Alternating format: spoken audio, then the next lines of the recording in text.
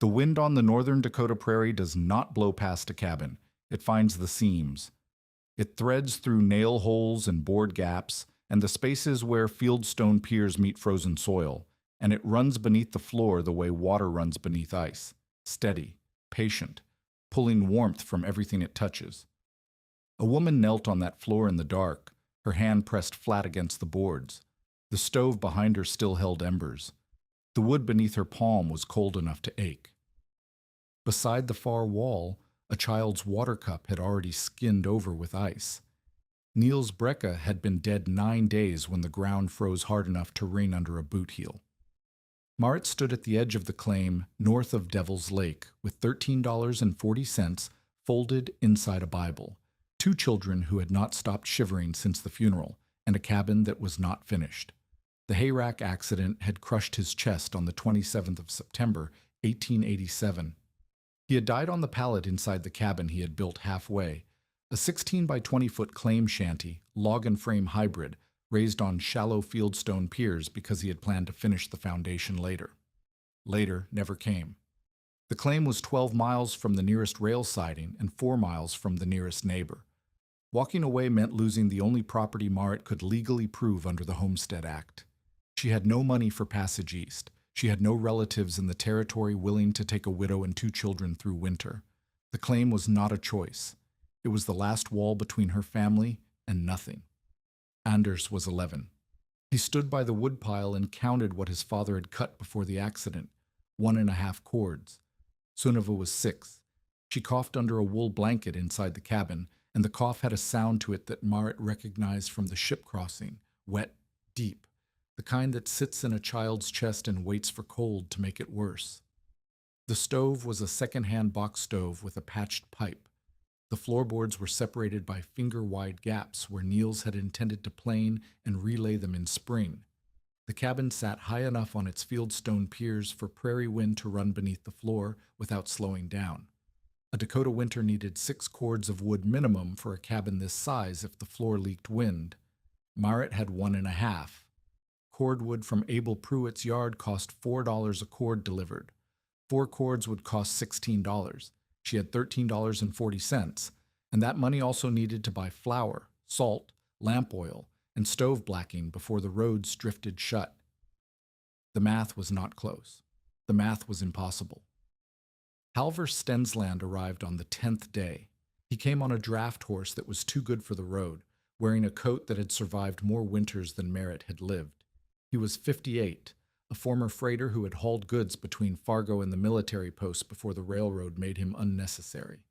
He had settled north of Devil's Lake because the land was cheap and he had no patience for towns. He knew cold the way a ferryman knows current, not from books, but from years of watching it kill things. He did not knock. He swung down from the horse, tied it to the rail Niels had built for a hitching post, and walked the perimeter of the cabin without greeting anyone. Anders watched from beside the woodpile. Marit came to the door and waited. Halvor crouched at the southeast corner and pressed his hand flat against the gap between the lowest log and the fieldstone pier. Wind moved through his fingers. He stood, walked to the west wall, and kicked the base of a pier with his boot. Dirt crumbled. He looked at the stovepipe, saw the tin patch where Niels had hammered a split seam closed, and shook his head. "How much wood?" he asked. 1.5 cords, Marit said. "That is not enough for October." "I know." Halvor walked to the woodpile and pulled a split log from the stack. He held it up, turned it, and set it back. "Cottonwood," he said. "Burns fast. Half the heat of oak, and you have no oak." "There is no oak within 20 miles, Marit said. "I'm aware of that." Halvor looked at the cabin again. He walked to the north side, where the wind was worst, and squatted to look under the floor. The gap beneath the cabin was wide enough for a dog to sleep in. He stayed there a long time. When he stood, his knees cracked and his face had settled into something Marit recognized. She had seen it on the faces of men who came to look at sick horses. The look that said the animal was already dead, but the owner had not accepted it yet. "You have a stove that eats wood," Halvor said. "You have a floor the wind can reach from below. You have gaps between the boards wide enough to slide a knife through. You have not enough cordwood to last till Christmas, and Christmas is the easy part. January is what kills. He paused. And you have a stovepipe that will crack again before the first hard freeze. I can patch it, Marit said. You can patch it until the tin gives out. Halvor looked at Anders, then at the cabin door, behind which Sunniva coughed. The children. They are my concern. They are everyone's concern when they are found in spring. The words landed like a hand across the face. Marit did not step back, but her jaw tightened and her fingers curled around the doorframe. Halvor was not cruel. That was the worst part. He was experienced, practical, and correct. Every number he stated was a number Marit had already calculated in the dark hours after Niels died. She had hoped that saying the numbers aloud would make them smaller. They had not become smaller. A cabin like this needs 6 cords minimum if the floor leaks wind, Halvor said. 7 is safer. You have 1.5, and it is cottonwood. You cannot buy enough from Pruitt on $13. You cannot cut enough alone before the ground freezes. You cannot burn hay because you need it for the mule and the cow. You cannot bank snow because there is no snow yet.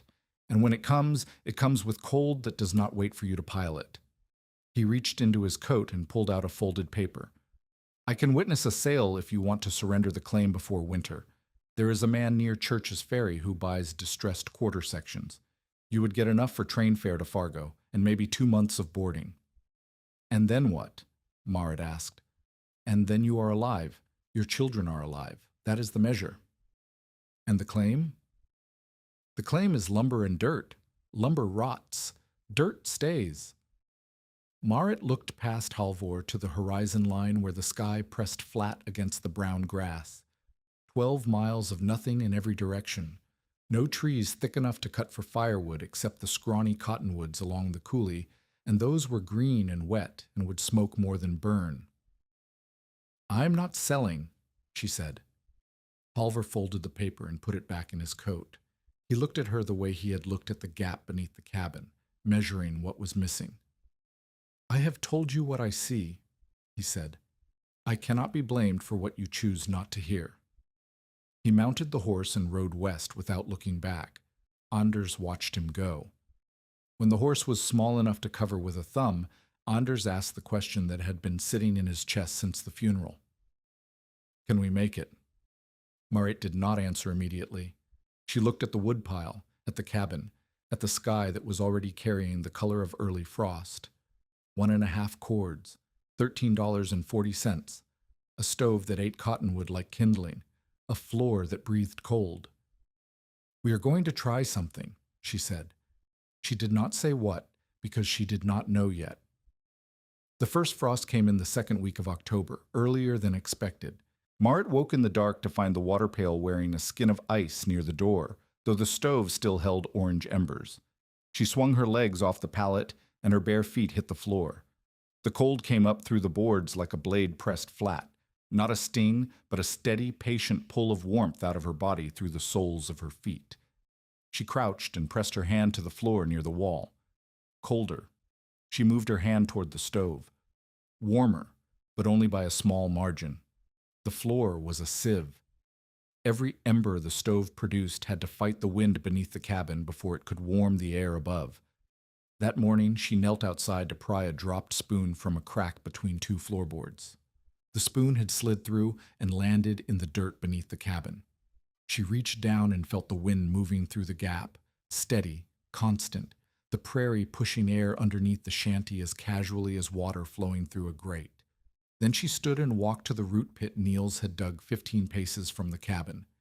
It was a shallow hole lined with scrap boards and covered with a plank and sod. She lifted the cover and reached in. The potatoes near the center were firm. The potatoes near the exposed edge, where the boards met bare earth without any cover, were frostbitten, soft, discolored, ruined. Marit held 1 good potato and 1 frozen potato in her hands and stared at them. The cold had not fallen from above. It had traveled sideways and upward through the exposed soil and the gap between the boards and the earth. The floor was not cold, because the air was cold. The floor was cold because the wind owned the ground beneath it. That night, Suneva's water cup skinned over with ice, while the stove still held embers. Marit sat in the dark after the children fell asleep and thought about her mother. In Norway, in the valley east of Hardanger, her mother had kept root clamps through every winter. Not a pit, a clamp. She would pile turnips and potatoes on a bed of dry straw, cover them with a thick layer of dry birch leaves, then boards, then soil. The leaves were the important part. Marit's mother would say, "Wet leaves are nothing, dry leaves are a wall." She had said something else, too, that Marit heard again now in the dark cabin with the wind moving under the floor. Cold is lazy if you make it take the long road. The long road, not more heat, not a bigger stove or more wood. A longer path for the cold to travel before it reached the thing you were trying to keep warm.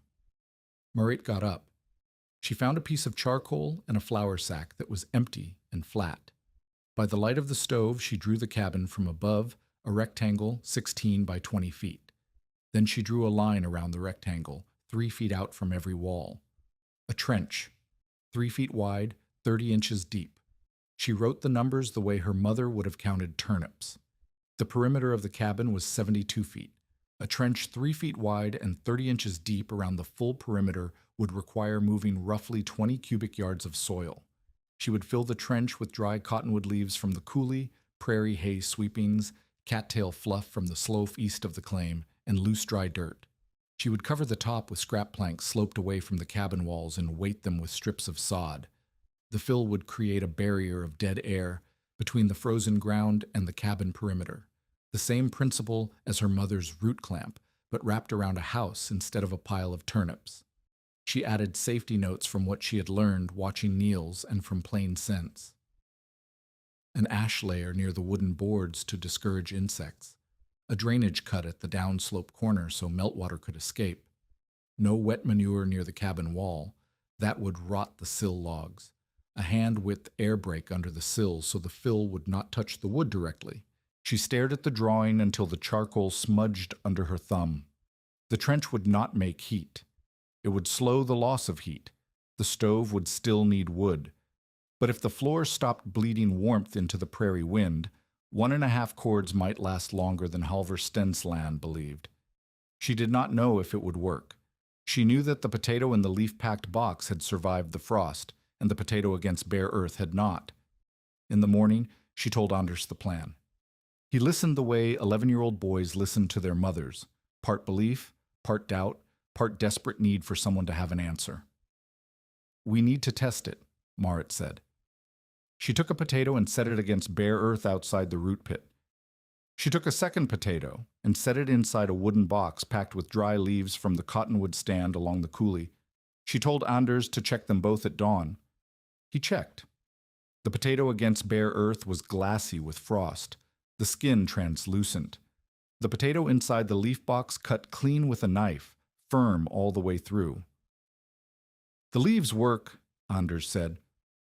"The leaves work because they hold still air," Marit said. "The air does not move. The cold has to push through every leaf, every pocket, every gap. By the time it reaches the center, it has lost its strength." Anders looked at the flour sack drawing. "That is a lot of digging." "Yes." "How long?" "Before the ground freezes hard. 3 weeks. Maybe 4. Anders looked at the mule, Rusk, standing at the hay pile with his ears flat. "Can Rusk pull a scraper?" "He will have to."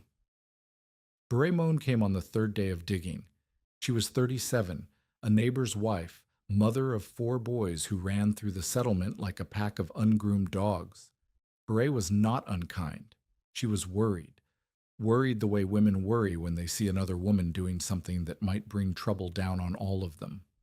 She stood at the edge of the half-dug trench on the north side and watched Marit wrestle the borrowed scraper blade through the sod. Rusk leaned into the harness with the grim patience of a mule who has stopped expecting anything good from the day. The blade caught on a stone and jerked Marit forward. "What is this?" Beret asked. Marit explained. She did not use the flour sack drawing. She used the trench itself, pointing at the sections as she described the fill, the plank cover, the drainage cut. Beret listened. She was not stupid. She understood the principle, but she was practical in the way that practical women are practical. She saw every way it could fail before she saw any way it could succeed. A wall of leaves sounds warm until it turns wet, Beret said. Wet leaves freeze harder than dirt. I know, Moat said. The trench has to stay dry. The cover keeps rain off. The drain at the low corner keeps meltwater out. And if the drain freezes? I dig it open. In January? In the dark? With the wind blowing? Moat did not have a good answer for that. She wiped her forehead with the back of her glove and looked at the trench. 14 feet dug, 58 feet remaining. Her palms were already splitting at the base of the fingers where the scraper handles rubbed. If the trench gets wet before the deep cold, the fill turns to a ring of ice around the cabin, Beret said. You will have made it worse, not better. Then I need to keep it dry. Moat, Beret's voice dropped. I'm not laughing at you. I'm telling you what I see. If this fails, you will have spent weeks digging instead of finding wood or finding passage, and the children will pay for the weeks you lost. The children. Everything came back to the children. Suneva's cough, Anders's thin shoulders. The cost of being wrong was not embarrassment. It was 2 small bodies under blankets in a cabin that could not hold heat. I know the risk, Moat said. I also know what the risk is if I do nothing. Halvor says I need 6 cords. I have 1.5, and no money for more. If the floor keeps leaking wind, the stove will eat what I have before January. If I can make the cold take a longer road to the floor, the stove might last. Beret looked at the trench, at the mule, at the pile of dark soil growing beside the north wall. She did not say Moat was wrong. She did not say Moat was right. She said, I will bring you the scrap planks from behind our chicken house. They are warped, but they are dry. Then she walked back to her wagon and drove home. Abel Pruitt heard about the trench before the first week of digging was finished. He heard about it because Abel heard about everything. He ran the store at the crossroads, sold cordwood, flour, nails, lamp oil, and information. He knew every account in the settlement, every debt, every whispered fear. He knew Moat owed him $2.15 for nails, flour, and stove blacking purchased the week after Niels died. Abel was 45. He had come to Dakota Territory not to farm, but to sell to farmers. The difference was important. Farmers needed weather. Abel needed farmers. And farmers who were desperate were the best customers of all, because desperate people paid whatever the man with the goods demanded. But Abel had a second interest in Moat's claim. There was a rumor, and Abel traded in rumors the way other men traded in wheat, that a rail spur might extend north of Devil's Lake within 2 years.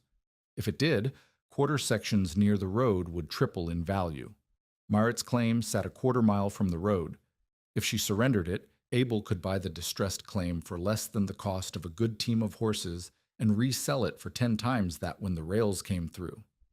Abel needed Moat to fail, not violently, not publicly, just quietly, the way women failed on the prairie when winter was too long and the wood was too short and the children coughed too much. He needed her to sign the paper Halvor had already offered and take the train to Fargo with whatever dignity she could carry. The trench disturbed him, not because he understood it, he did not, but because it meant Moat was not giving up. The mockery started on the road. 2 cowboys hauling fence wire toward a ranch south of the lake stopped their wagon to watch Moat hitch Rusk to the scraper. The mule pulled the blade in a curve around the cabin, cutting a groove through the prairie sod. Earth rolled out in dark ribbons. One of the cowboys tilted his hat back and grinned. What's she building? A moat? The other man laughed. She's digging a grave for the house. The phrase traveled. By evening, it had reached Pruitt's store, where men sat around the stove and repeated it the way men repeat anything that confirms what they already believe, that a widow alone on a claim in October was a problem waiting to solve itself. Abel said nothing at first. He let the story do its work. But the following week, when Moat came in for lamp oil, he spoke. I hear you are improving the property, Abel said. He weighed the word improving with enough false respect to make it an insult. I am insulating the foundation, Moat said, with dirt and leaves. Abel set the lamp oil on the counter.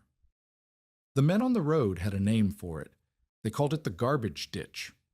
Anders was standing by the flour barrel. He heard every word. His face did not change, but his hand tightened on the sack he was holding. $2.15 on your account, Abel said, plus the oil. That makes $2.40. Your account was due in October.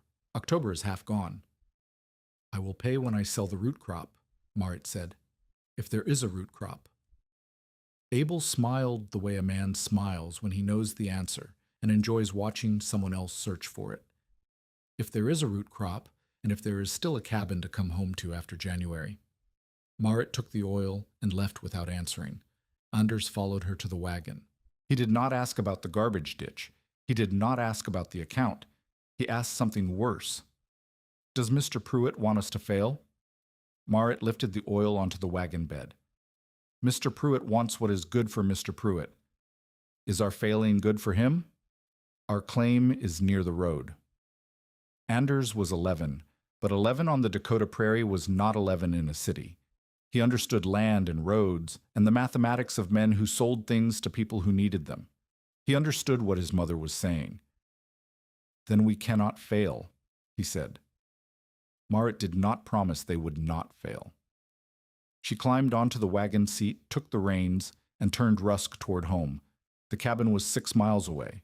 The trench was 28 feet long. The first snow could come any day. Tell us in the comments, have you ever been doubted by someone who only saw the mess, not the plan? Moat heard the laughter, but by then the trench had already taught her something the town had missed. The scraper blade was not meant for this work. It was a borrowed road scraper, a flat iron plate bolted to a wooden frame with handles that a man was supposed to walk behind while a horse or mule pulled. Niels had borrowed it from a road crew that had left it beside a ditch the previous spring, and it had sat behind the cabin rusting until Moat sharpened the edge with a file and hitched Rusk to the single tree. The first 3 days went badly. The blade bit too deep in soft ground and too shallow in hard ground. Rusk fought the harness when the scraper caught on buried stones. Moat's shoulders burned from wrestling the handles, and her palms cracked where the rough wood rubbed against skin that was already split from hauling water and chopping kindling. By day 3, 14 feet of trench were dug on the north side. The trench was ragged, too wide in places, too shallow in others, the walls crumbling where the sod broke apart. Rusk's right shoulder had rubbed raw under the harness, and Moat spent an hour rubbing tallow into the hide and adjusting the padding. Anders helped after his morning chores. He could not handle the scraper, but he could lead Rusk while Moat held the blade angle. He could shovel loose soil away from the trench lip. He could carry water and food.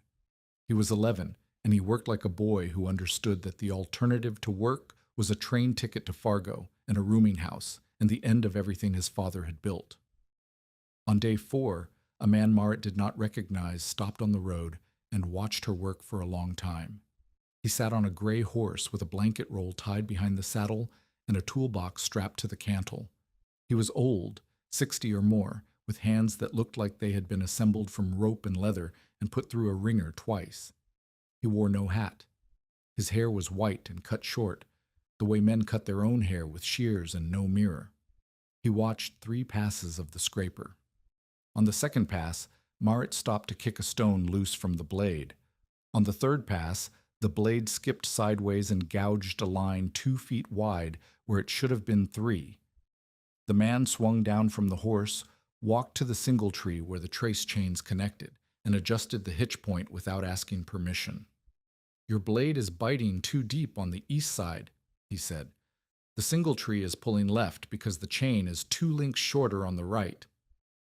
Moat stared at him. He had not introduced himself. He had not asked what she was doing. He had looked at the equipment and seen what was wrong with it in 3 passes. Tollef Vangen, he said. I built road grades and root cellars for 12 years before my back decided I was finished. Marit Brecka. Tollef looked at the trench. He walked the length of the 14 feet she had completed, crouched twice to examine the depth and angle of the walls, and came back. "You are building a perimeter barrier," he said. It was not a question. "Yes." "What fill?" "Dry leaves, hay sweepings, cattail fluff, loose dirt between the layers." Tolliff looked at the cabin, at the fieldstone piers, at the gap beneath the floor. He pressed his hand against the west pier the way Halvor had, feeling for wind. Then he looked at Marit. "Where did you learn this?" "My mother kept root clamps in Norway. She packed them with dry leaves and straw. The potatoes in the center never froze." Tolliff nodded slowly. He did not say it was brilliant. He did not say it was foolish.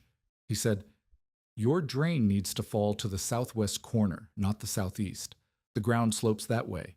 Water follows the ground, not your plan." He said it the way a carpenter tells another carpenter that a joint is cut wrong, not with pity, not with mockery, but with the plain expectation that a person who understands tools will understand correction. Marit looked at the ground. She had assumed the slope fell southeast because the puddles after rain sat longest on the east side.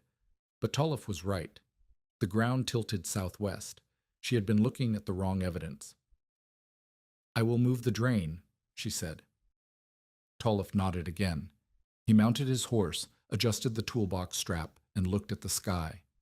"The ground will freeze hard in 3 weeks," he said. "Maybe less. You need to move faster." He rode away. Marit stood at the edge of the trench with the scraper handles in her cracked hands and the wind pushing at her skirt. 14 feet dug, 58 remaining, 3 weeks. The next morning, Tolliff came back. He did not explain why. He brought a short-handled spade and a plumb line made from a lead weight and a piece of cotton string. He showed Marit how to use the plumb line to check the trench depth at intervals, so the fill would be even and the coverboards would sit level. Then he did something Marit had not expected. He picked up the spade and started digging, not because she had asked, not because he felt sorry for her. He dug because he had looked at the work and seen that it was correct in principle, but would fail in execution if only one person with a borrowed scraper tried to move 20 cubic yards of soil in 3 weeks with a mule that had a sore shoulder. Tolliff did not talk while he dug. He worked in short, efficient strokes that moved twice the soil in half the time, and when he stopped, it was to pour coffee from a tin flask and study the trench wall the way other men studied newspapers. By the end of day 7, the north wall trench was complete. 38 feet remained. The wind that night carried the smell of snow. Not snow itself, just the mineral edge that precedes it. The smell that tells anyone who has lived through a northern winter that the season is no longer approaching. It has arrived. It is standing at the door and will not be persuaded to wait. Marit lay on the pallet with Sunniva curled against her chest, the child's breathing shallow and rattled, and counted what she had. 28 feet dug in 7 days with Tolliff's help, 38 feet remaining, maybe 14 days before the ground turned to iron. Rusk's shoulders still raw, her own hands wrapped in torn cloth because the splits had opened to blood. The stove ticked and settled. Wind moved under the floor. Somewhere outside, a coyote tested the dark with a sound like a question no one could answer. 38 feet, 14 days, and the leaves had not been gathered yet. Tolliff came every morning for the next week. He never announced his arrival. He simply appeared at the trench with his short-handled spade and his tin flask of coffee and his silence, and he worked beside Marit until the light changed or his back seized, whichever came first. On the 8th day, he taught her the first thing that mattered. They had finished the east wall trench and were standing at the southwest corner where the drain would fall. Marit had dug a shallow groove running away from the trench toward the low ground, but she had made it level, a flat channel that looked neat and orderly and would accomplish nothing. Tolliff poured coffee into the groove. The dark liquid sat in the channel, motionless, pooling in the low spots and refusing to move. "Water does not care about your plan," Tolliff said. "Water cares about the grade. If the grade does not fall continuously, the water sits. If the water sits, it freezes. If it freezes in your drain, the next water backs up into the fill. And then you have a ring of ice instead of a ring of air." He took the spade and deepened the groove at the far end by 2 inches. Then he poured again. This time the coffee ran, slowly, but it ran, sliding downhill toward the low ground in a thin, dark line. "Every inch matters," he said. "A drain is not a ditch. A drain is a promise that water will leave." Moat dug the drain again that afternoon, checking the grade with Tollef's plumb line at every foot. It took 3 hours to get right. When she finished, she poured a cup of water at the uphill end and watched it slide the full length and spill into the grass. She did not celebrate. She noted the grade and moved on.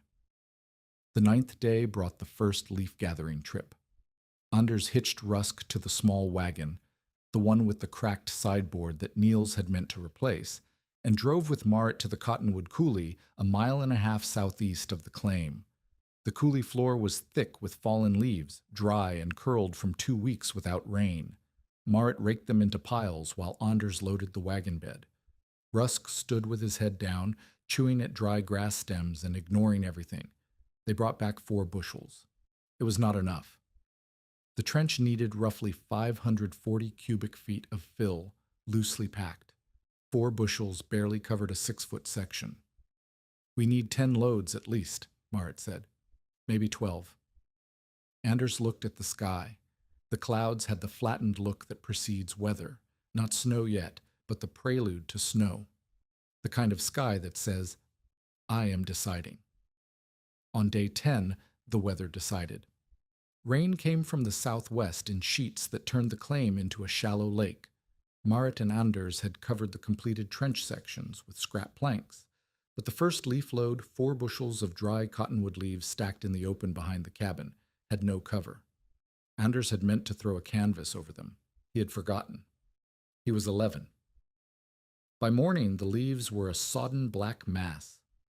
Moat pressed her hand into the pile and felt the wet weight of them, heavy and matted, nothing like the light, airy fill she needed. Wet leaves held no dead air. They conducted cold the same as wet soil. They were useless. 4 bushels lost. A day of gathering wasted. The trench timeline shortened by a day she could not spare. Tollef arrived to find Moat standing over the ruined pile with rain still dripping from the cabin eaves. He looked at the wet leaves. He looked at Anders, who stood with his arms straight at his sides and his face tight with the particular misery of a boy who knows he has made a mistake that matters. "They will dry if you spread them thin and give them 2 days of wind," Tollef said. "I do not have 2 days to wait for leaves to dry," Moat said. "Then you need dry fill from somewhere else." Tollef paused. He looked at the cabin, at the trench, at the sky that was already clearing to the west. "There is a planer at the rail siding in Church's Ferry. The sawyer drops shavings behind the mill. They are dry, they are light, and they are free because nobody wants them. Church's Ferry is 12 miles. Rusk can make it and back in a day if you leave before dawn." Moat made the trip the next morning. She left Anders with instructions to keep Sunniva warm, keep the stove fed, and cover every pile of dry material with canvas, and she drove the wagon 12 miles to the siding at Church's Ferry. The planer shavings were exactly where Tollef had said, a pile of pale curls behind the mill, dry and fragrant, with pine sap. The sawyer watched her shovel them into the wagon and said nothing. Free was free. He did not ask why a widow needed 6 bushels of wood shavings. She was back by dusk. Rusk was stumbling with fatigue. Moat's back had locked into a shape that would not straighten for 2 days. But the shavings were dry, light, and full of air pockets, and when she packed a test section of the trench that night and laid her hand on the boards the next morning, the wood felt warmer than the uncovered soil 6 inches away. On day 14, Tollef taught the second thing that mattered. They were packing the fill into the completed north wall section, the first 30 feet of trench to receive its full layers. Moat had been pressing the leaves and shavings down hard, compacting them the way she would pack straw into a mattress tick. Tight, dense, no gaps. Tollef watched her compress a section, then crouched and pressed his own hand into the fill. He frowned. "Too tight," he said. "It needs to hold its shape." It needs to hold air. He pulled a handful of the compacted fill out and held it up. The leaves and shavings were pressed together in a flat cake, no space between them. Dead air is the insulation. The air sits in the pockets between the leaves. If you crush the pockets, you have a wall of solid plant matter. Solid plant matter conducts cold. It is better than bare dirt, but not by much. He set the compressed handful on the ground, and then took a loose handful from the uncovered pile. He held them side by side. The compressed fill was thin and flat. The loose fill was thick and airy, full of small gaps and curled edges. Coarse stems first, Tollef said. Cattail stems, thick leaf litter. They create a skeleton that will not collapse easily. Then loose dirt, just a scattering, enough to weigh the lower layer without crushing it. Then more leaves and shavings on top packed lightly. The mass holds dead air in layers. If you pack it like a mattress, it becomes a mattress. If you pack it like a nest, it becomes a wall. Moat pulled out the overcompacted fill from the north section and relayered it. Coarse cattail stems from the slough, laid crosswise at the bottom. A thin scattering of loose, dry soil. Then leaves and shavings on top, pressed gently, enough to hold shape, not enough to crush the air out. The difference was visible. The relayered section was taller, springier, lighter.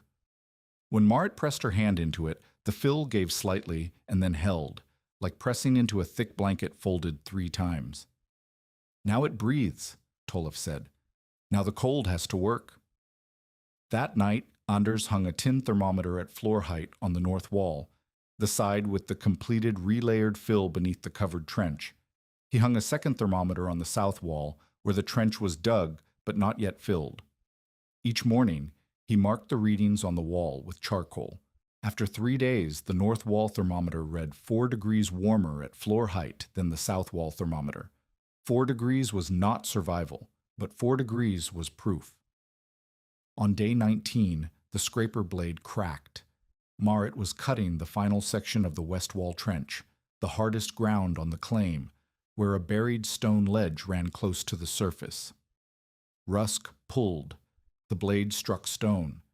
The iron plate split along a line where rust had thinned the metal, and the crack opened wide enough to catch a finger. Moat stood over the broken blade and felt something close to despair settle in her chest like cold water. The scraper was borrowed. She could not replace it. She could not afford to buy a new blade. Without the scraper, the remaining 12 feet of trench would have to be dug by hand with a spade, and the ground was already beginning to harden. Tollef examined the crack. He ran his thumb along the split and shook his head. "This blade was tired before you started," he said. "The rust ate it from inside. Can you fix it?" "I can brace it, but it will not take heavy stone again. You will need to dig around the ledge, not through it."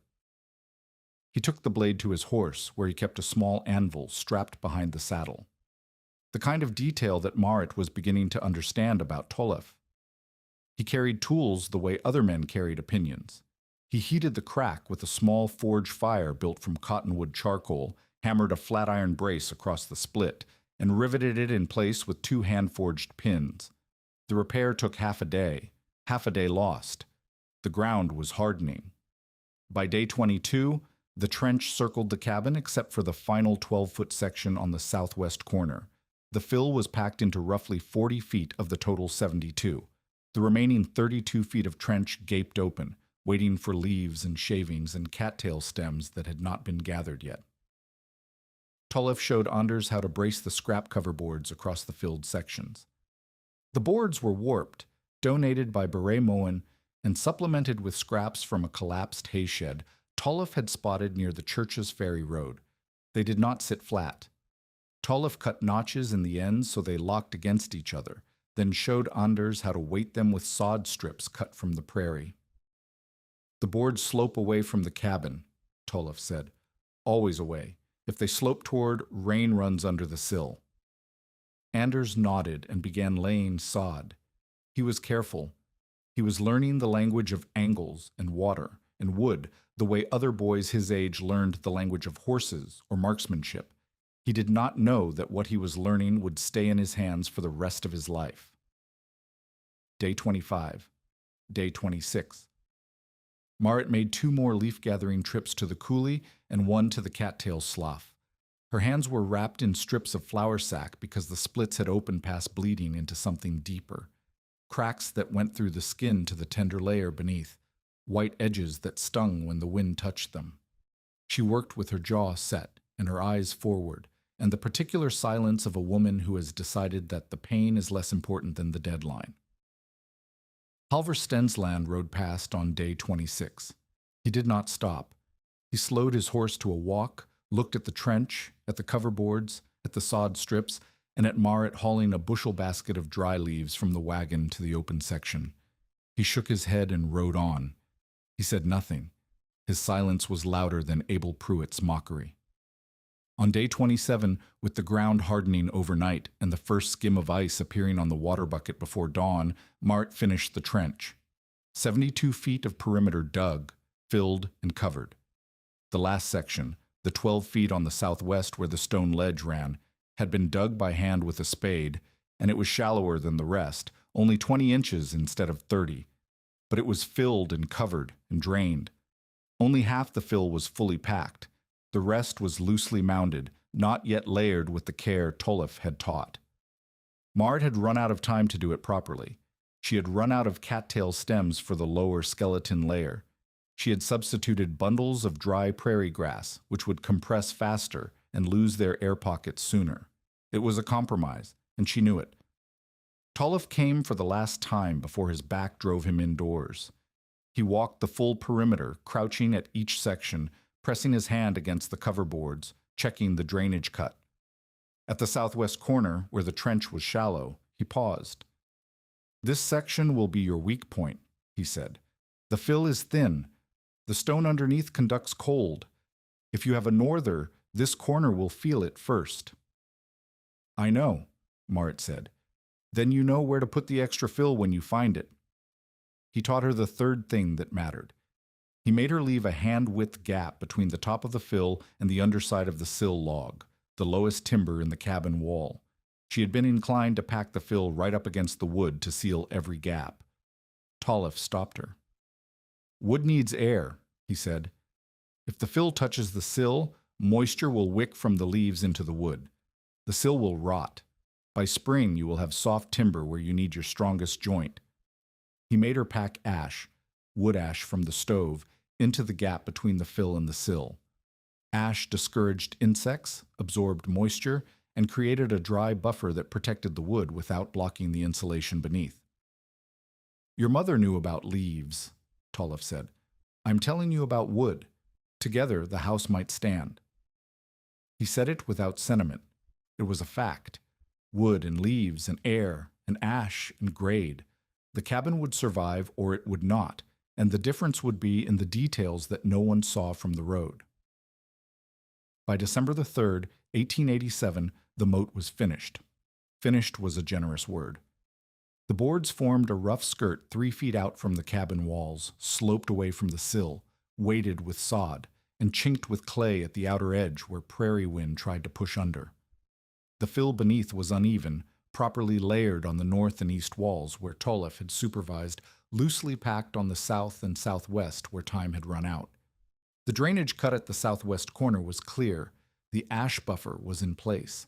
The thermometers hung on their nails. Marit called it nothing. She did not give it a name. The community called it the garbage ditch, and the name stuck. The first measurable signs came slowly. Not the dramatic proof Marit needed, but small shifts that Anders tracked on the wall with his charcoal marks. On a morning when the temperature outside dropped to 20 below, the floor thermometer on the north side, as is seen, above the properly layered trench, read 18 degrees. The roof peg thermometer near the stove read 32. The floor was still cold, but it was not the killing cold that had made Suneva's water cup freeze in October. Tolf came once more. He examined the west wall section where a board seam had opened and wind was whistling through. He and Marit packed clay into the seam, and the next morning the floor temperature on that side rose to 24. Wood use told a clearer story. In October, before the trench, the stove had eaten nearly a quarter cord in 10 days. In December, with the trench complete, The same quarter cord lasted 14 days. The difference was not miraculous. It was arithmetic. The floor was leaking less heat, so the stove worked less hard, so the wood lasted longer. Marit counted the remaining stack. She had burned roughly 1 cord since October. She had a little less than half a cord left. If the rate held to Sunni, a quarter cord every 14 days, she would reach the end of February before the wood ran out, if the rate held. Halvor Stensland came to the claim on December 7th. He did not walk the trench. He stood by the door and looked at the thermometer marks on the inside wall. "Those numbers mean nothing until a real norther," he said. "December cold is not January cold. January is a different animal." He was not wrong. December in Dakota Territory was cold the way an appetizer is food. It prepared you for the meal, but it was not the meal. Beret Moan visited on December 12th. She worried about wet rot. She crouched beside the south wall and pressed her ear to the coverboards, listening for the sound of dripping water inside the fill. She heard nothing, but she was not satisfied. "Come spring, you will find mice," she said. "Leaves and shavings are a hotel for mice." "The ash layer should discourage them," Marit said. "Should," Beret said, loading the word with a freight of doubt that a single syllable should not have been able to carry. Abel Pruitt told men at the store that a warm December had fooled Marit Breke into thinking her garbage ditch was working. "Wait for January," he said. "January will teach her what September should have." The December snowpack grew. Drifts covered the trench boards on the north and west sides, adding a layer of insulation that Marit had not planned. But the snow also hid a risk. If a warm spell came before the killing cold, a thaw that melted the snowpack and sent water under the coverboards, the fill would soak through. Wet fill would freeze into a solid ring of ice that conducted cold as efficiently as bare stone. Tollef had warned her. His last words before his back drove him home had been, "Cold is not your only enemy. Water works faster." December ended. The fill stayed dry. The floor stayed warmer than the air outside. The wood lasted. But every day that passed without a true test was another day the community could dismiss the numbers as luck. January came like a door closing. The 12th of January, 1888, began with a lie. The morning was warm, absurdly warm for northern Dakota in January. The temperature rose above freezing. Snow softened on rooftops. Water ran in thin streams from icicles that had been frozen solid for weeks. Men left their teams unblanketed in the yards. Children walked to school without scarves. Women opened cabin doors and let air move through rooms that had been sealed since November. Anders left for the schoolhouse at 8 in the morning, 2 miles east, along the track that followed the section line. He wore his coat, but left his mittens on the hook by the door because the air felt like March, not January. Sunniva stayed in bed. She had developed a fever the night before, not the wet cough that had worried Marit through the fall, but a new heat in her forehead and a glassy look in her eyes that meant something worse. Marit pressed a cold cloth to Sunniva's head and fed the stove and watched the sky through the window. The sky was wrong. Marit could not have said how. She had spent 5 years on the prairie, and her body had learned to read weather the way a sailor reads swells. The warmth was too sudden. The clouds to the northwest had an edge to them, not the soft gray of a mild system, but a hard line where blue-white met the color of a bruise. At 10 in the morning, she stepped outside to empty the wash water and saw meltwater running toward the east trench cover. The snowpack on the east side was sliding, releasing water that pooled along the base of the coverboards. If the water got under the boards, it would soak the fill. Marit dropped the laundry basket. She went back inside for the axe. She came out and cut a drainage slot in the frozen sod at the east corner. 3 chops to break the crust, then levering the axe blade to pry a channel open. The water found the slot and began to run downhill away from the trench. She stood there with the axe in her hands and felt the wind shift. It did not shift gradually. It swung from south to northwest in the time it took to draw a breath, and the temperature began to fall. Not the slow decline of a normal cold front, a drop that she could feel against her face like a door opening onto a room full of ice. By noon, the wind was driving snow horizontal across the claim. The temperature had fallen 30 degrees in 2 hours and was still falling. The sky to the north was gone, not clouded, not dimmed, but erased, replaced by a wall of white that moved across the prairie like a curtain being drawn. The children's blizzard had arrived. Marit's first thought was Anders. He was at the schoolhouse 2 miles away. 2 miles was nothing in clear weather. 2 miles in a blizzard that erased the horizon was a death sentence.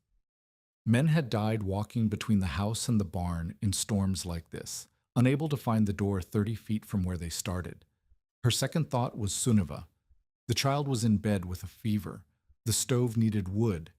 If Marit left to find Anders, the stove would burn down and Sunniva would be alone in a cabin that was rapidly losing heat. She could not do both. She could not leave and stay. She chose to stay. She fed the stove. She packed 3 armloads of split wood beside the firebox, all she could carry from the stack without going to the main pile outside, which was already disappearing under driving snow. She boiled water.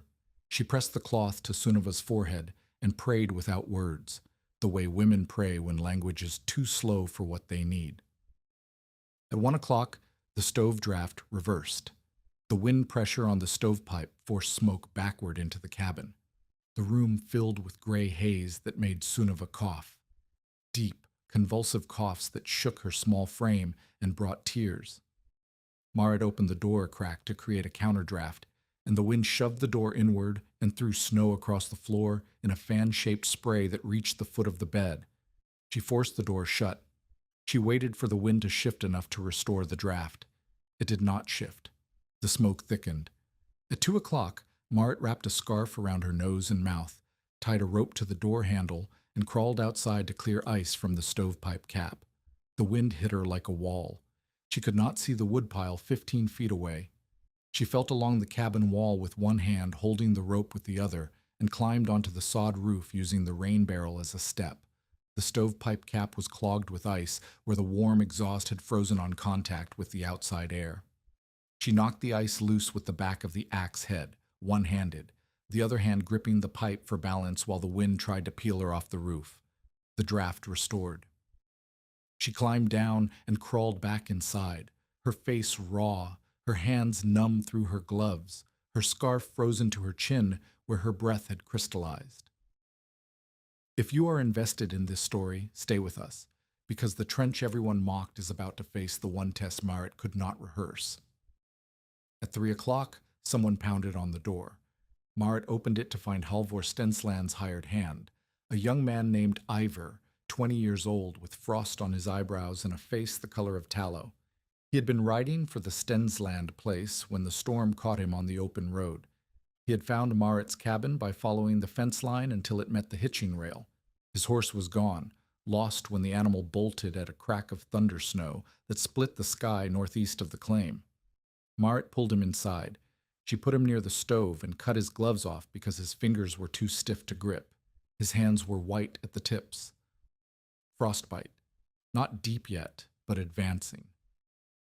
"The Moan boys," Ivar said through chattering teeth. "Beret's boys. They were walking between the Moan place and the schoolhouse. They did not come back." Marit felt the cold settle in her chest. Beret's boys. 4 of them, the youngest 7, walking in a storm that would kill a grown man in an hour. At 3:30, Beret herself appeared at the door. How she had found the cabin in the whiteout, Marit never learned. Beret had blood on one glove, her own blood, from a cut on her palm where she had gripped a barbed wire fence to feel her way along it. Her eyes were wide and blank with the particular terror of a mother who does not know where her children are. "Ivar and Kolbein are with me," Beret said, her 2 oldest.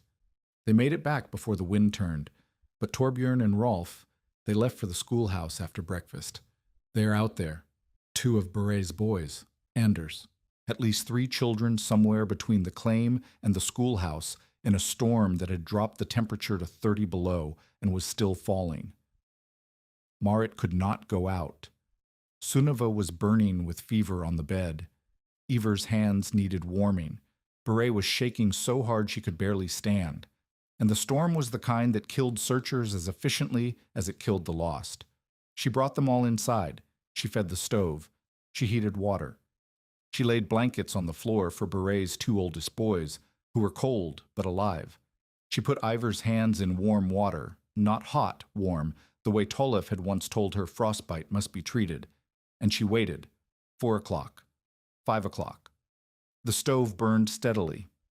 Marit fed it sparingly, one split log every 40 minutes, because the 3 armloads by the firebox were all she had without going outside to the main stack, and going outside meant risking the rope and the wind and the dark that was coming. At 6 o'clock, a sound at the door. Not pounding, scratching, the sound of fingers too cold to make a fist. Marit opened the door. Anders stood in the snow with his arms around 2 smaller boys, Torbjörn and Rolf Moan, 9 and 7, both of them blue-lipped and barely conscious. Anders's face was white. His coat was open because he had wrapped it around the younger boy. His hands were bare because he had given his father's mittens, the ones he had left behind that morning but must have found at the schoolhouse, Sas, to Torbjörn. The school teacher had sent the children home in pairs when the storm hit, not understanding how fast the temperature was falling. Anders had found the Moen boys a quarter-mile from the schoolhouse, Torbjörn walking in circles and Rolf sitting in the snow refusing to move. Anders had made Rolf stand. He had taken them both by the arms and walked into the wind, following the fence wire that ran along the section line, counting posts with his numb fingers until he felt the turn that marked the break of claim. He had counted 47 posts. He would remember that number for the rest of his life. Marit pulled all 3 boys inside.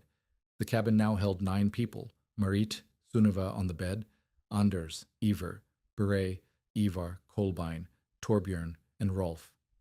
9 people, 1 stove, 3 armloads of wood, and a storm that showed no sign of stopping, and the floor was cold. But it was not killing cold. Beret noticed first. She was sitting on the floor with Torbjörn's head in her lap, rubbing his hands between her own, and she stopped. She pressed her palm flat against the floorboard. "The floor," she said. Marit looked at her. "The floor's cold," Beret said, "but I can sit on it. At my cabin you cannot sit on the floor. The cold comes through like water." The water crock on Marit's floor, the stoneware jug that sat near the wall away from the stove, was not frozen. The surface was cold to the touch, but the water inside moved when Marit tilted it. Liquid. In a cabin with 9 people and a stove burning 1 log every 40 minutes, Anders's thermometer at floor height read 41 degrees. The air near the stove was warmer. The air near the door was colder. But at floor height, where the children lay on blankets, where Ivor's frostbitten hands were being held in warm water, where Beret sat with her rescued boys, 41 degrees. Cold, but livable. Cold, but not killing. Outside, the temperature had fallen past 30 below. The wind drove snow into drifts that buried fence posts. The darkness was absolute, and the sound of the wind was the sound of something that did not care whether anything inside the cabin survived. Marit fed the stove. She did not feed it desperately, frantically, shoveling in wood against the fear. She fed it the way Tolef had taught her to pack the trench, steadily, with attention to what the fire needed rather than what her fear demanded. 1 log. Wait, listen to the draft. Feel the floor. 1 log. At 10 o'clock, she went outside with the rope. She could not see the woodpile.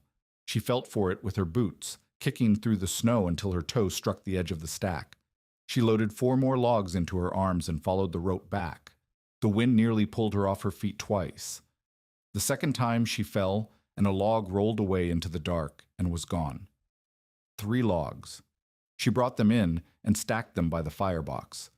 The children were asleep. Sunniva's fever had not broken, but her breathing was even. Beret was awake, sitting upright against the wall with her hand on Torbjörn's chest, feeling it rise and fall. "The floor is still warm," Beret said. It was not a question. It was a realization spoken aloud because she needed to hear herself say it. "The trench," Marit said. Beret looked at her. "The garbage ditch." "Yes. It works. It helps." The wind screamed. The stove ticked. The floor held at 41 degrees. Dawn came gray and savage. The storm had not stopped, but it had shifted east, and the wind had dropped enough that Marit could see the woodpile from the door. She brought in enough wood for the day and boiled oats for 9 people using the last of the water in the crock. By mid-morning, the blizzard had blown past. The sky cleared to a blue so hard it looked like it would crack. The temperature did not rise. It sat at 28 below and held there, motionless, as if the air itself had frozen in place. Halvor Stensland arrived on horseback at noon. His face was haggard. He had lost 2 chickens and a barn cat, and his hired man's horse was found dead a quarter-mile east of his claim, frozen standing up with its head turned away from the wind. He came inside Marit's cabin. He looked at the 9 people. He looked at the stove, which was burning low and steady. He looked at the floor, where children had slept through the worst storm in the territory's memory. Then he looked at the wall, where Anders had been marking the thermometer readings with charcoal. "What did the floor read last night?" he asked. 41, Anders said. Halvor was quiet for a long time. Then he said, "My floor pail froze at 6 degrees. My stove was running hotter than yours." 41 and 6, 35 degrees of difference at floor height. Halvor's cabin had more wood burning, a tighter frame, and a lower profile, but his foundation sat on bare earth with no barrier between the frozen ground and the floorboards. The wind had run beneath his cabin all night, pulling heat from the floor faster than his stove could replace it. Marit's cabin, the leaky, unfinished, shanty-built claim shack with the patched stovepipe and the finger-wide gaps, had held 35 degrees warmer at the floor because the trench had severed the connection between the frozen prairie and the cabin perimeter. The dry fill in its trapped dead air had forced the cold to take the long road. By the time it reached the floor, it had spent itself against 540 cubic feet of leaves, shavings, cattail stems, and still air. The decomposing organic matter in the trench had contributed a faint warmth of its own at the core of the fill, the slow heat of plant material breaking down, the same warmth that kept a compost pile steaming in winter. It was not enough to heat a room, but it was enough to push the temperature inside the fill a few degrees above the surrounding soil. And those few degrees helped the barrier hold when the outside air dropped to 30 below and beyond. The stove had done its part, but the stove alone could not explain the difference. The trench was the reason, and the trench was the thing every man in the settlement had called the garbage ditch. Word of the storm's damage arrived in pieces over the next 2 days. The schoolteacher, Miss Ada Larkin, had kept 11 children in the schoolhouse overnight and burned the last of the coal and 3 desks to keep the stove alive. 2 families south of the lake lost cattle. A bachelor named Went had walked out to check his horse during the storm and was found the next morning 20 yards from his door, frozen, his hand still reaching toward the latch. Abel Pruitt's store had fared badly. His stovepipe had iced over the same way Marit's had, but Abel had no one to climb the roof and clear it. The fire went out at midnight. The back room froze hard enough to split a pickle barrel and crack 2 jugs of vinegar. His hired boy, Emery Bell, 17, had been sleeping in the back room. Emery's hands were frostbitten, the right hand badly, the fingers swollen and dark at the tips. Emery was found the next morning by the freight driver who brought supplies from the siding. He brought the boy to the closest warm cabin he knew of, Marit's cabin. Emery lay on the floor near the stove while Marit warmed his hands in water that was not quite lukewarm. Slowly, the way Tolif had described. Never hot, never fast. The boy's hands were the color of candle wax where the blood had retreated, and the fingertips were blistered. He whimpered when the feeling began to return. Abel's hired boy, on Marit's floor. Being treated by the woman Abel had called foolish, whose trench Abel had called a garbage ditch, whose claim Abel wanted to buy for a fraction of its value. Beret sat beside Emery and held a cup of broth to his lips. She looked at Marit across the cabin and said nothing. She did not need to say anything. The floor they were sitting on was the argument, and the argument was won. The mocked trench, the ring of leaves and shavings and cattail stems that cowboys had called a grave for the house, was now the reason the children could be laid on the floor away from stove sparks, The reason Emery Bell's hands were being warmed instead of amputated. The reason 9 people had survived a night that killed a man 20 yards from his own door. The question was no longer whether the garbage ditch worked. The question was what the community would do with the answer. The storm had been gone 2 days, but its verdict lingered in the settlement like smoke in a closed room. People talked about who had lost what. They talked about the vent bachelor frozen 20 yards from his door. They talked about the schoolteacher burning desks. They talked about Emery Bell's hands. And they talked about Marit Brekke's floor. Halvor Stensland came back on the 14th of January. He came alone, on foot, which meant he had walked 4 miles through snow that reached his thighs in the drifts. He did not come to offer advice. He came to look. Marit let him in without speaking. Anders was at the table marking the latest thermometer readings. Sunniva was sitting up in bed for the first time in 3 days, her fever broken, eating broth from a tin cup with both hands. The stove burned low. The cabin was cold by any civilized measure. The air near the door cut through clothing, but the floor was bearable. A person could sit on it. A child could sleep on it. That distinction, in January on the northern plains, was the line between living and dying. Halvor walked to the north wall and crouched. He pressed his palm flat against the floorboard, held it there for 10 seconds, and pulled it back. He pressed his palm against the floor near the door, where no trench ran beneath. He felt the difference.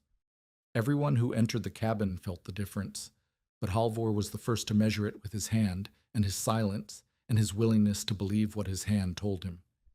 He stood. He removed his cap. He held it in both hands and looked at Anders's charcoal marks on the wall, the daily record of floor height temperatures stretching back to November.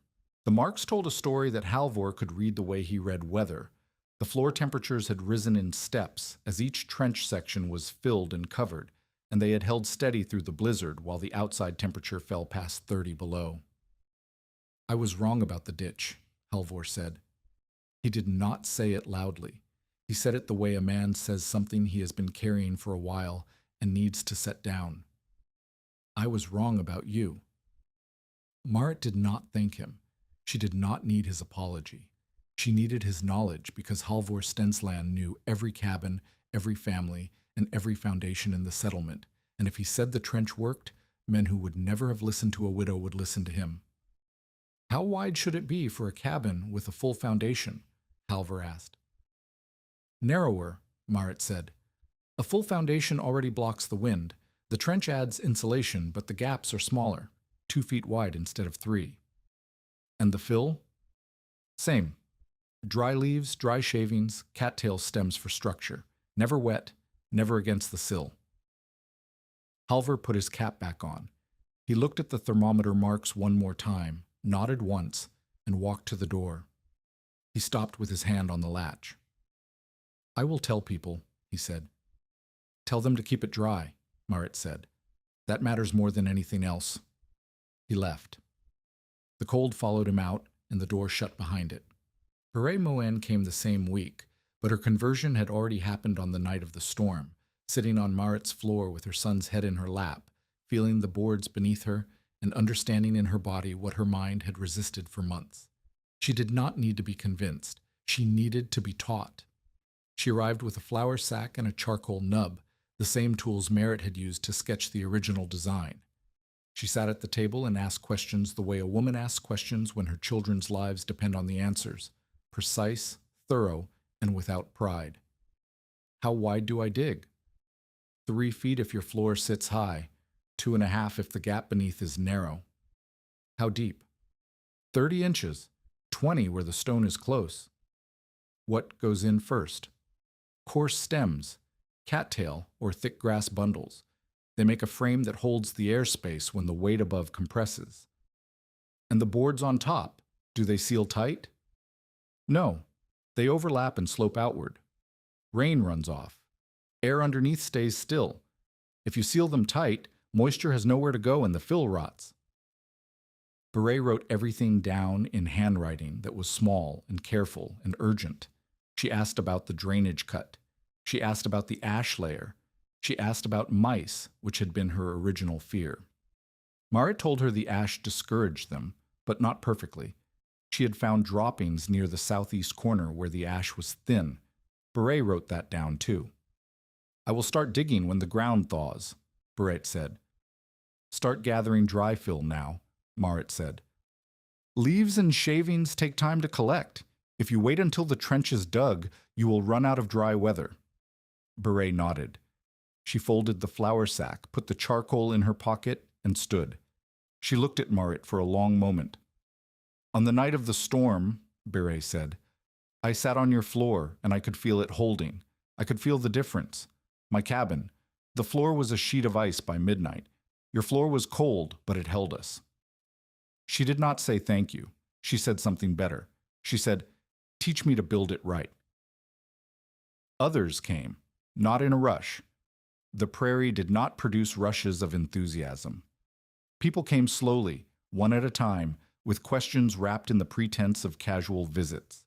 A German bachelor named Emil Rausch brought 2 wagon loads of straw sweepings from his threshing floor and asked, with the elaborate indifference of a man who did not want to admit he was asking, whether straw worked as well as leaves. Straw works if it stays dry, Marit said. It compresses faster than leaves. You will need to check it in spring and add more. Emil nodded, and that afternoon Marit saw him pacing the perimeter of his cabin with a length of rope, measuring. Miss Ada Larkin, the school teacher who had burned 3 desks to keep 11 children alive, walked 4 miles to the Brecca, claimed to ask whether a smaller version of the trench could protect the schoolhouse entry wall, the north-facing wall where wind drove through the board and batten siding and made the children nearest the door shiver through every lesson. You do not need the full perimeter, Marit said. Start with the north wall and the west wall. Those are where the wind hits. Dig 2 feet wide, 18 inches deep, fill it the way I showed Beret, cover it with scrap board and sod. Ada wrote the measurements on the back of a hymn sheet and thanked Marit with the crisp efficiency of a woman who had survived a blizzard by burning furniture and was not inclined to waste time on sentiment. Marit shared freely. She did not sell the design. She did not ask for payment, barter, or credit. She taught anyone who came, and she taught them the same way. With the flour sack drawing, the potato test, and the 3 rules: keep it dry, keep it layered, keep it away from the sill. The shift was visible in the settlement's attitude. People who had called the trench a garbage ditch now called it banking, as if it had always been a reasonable thing to do. The mockery did not disappear. Men still grinned when they said Marit's name, but the grinning had changed from derision to the uncomfortable humor of people who know they were wrong and have not yet found a graceful way to admit it. Abel Pruitt did not grin. Abel watched the visitors come and go from Marit's claim, and he counted them the way he counted debts. Every family that learned to insulate its foundation was a family that needed less cordwood. Every cord of wood not sold was money Abel did not earn. The garbage ditch was costing him, and the cost was going to grow. He said nothing publicly. He continued to sell wood at $4 a cord. He continued to hold Marit's account at $2.40, but his jaw tightened when customers mentioned the trench, and his prices did not drop when demand did. He waited. Abel was a man who understood that winter was long, and that methods built by widows had a way of failing when the widow was not watching. Tolf Vangen returned in late February, when the worst of the cold had loosened its grip enough for a man with a bad back to ride 12 miles without seizing up. He came not to inspect the trench. He had heard from Halvor that it had held, but to see Marit. The difference was important. He came because the work interested him, and because Marit was the first person in 15 years of settlement life who had taken a principle he understood and applied it in a direction he had not imagined. They stood at the south wall trench together. Tolf crouched, slowly, his back protesting, and pressed his hand against the coverboard. He lifted the board at one of the inspection points Marit had marked with notches and looked at the fill beneath. The leaves were compressed but still airy. The cattail stems had held their shape. The ash layer was intact, no moisture, no rot, no mice at this section. It held, he said. It held because you showed me how to layer it, Marit said. Tolf shook his head. I showed you how to build a road bed. You turned it into something else.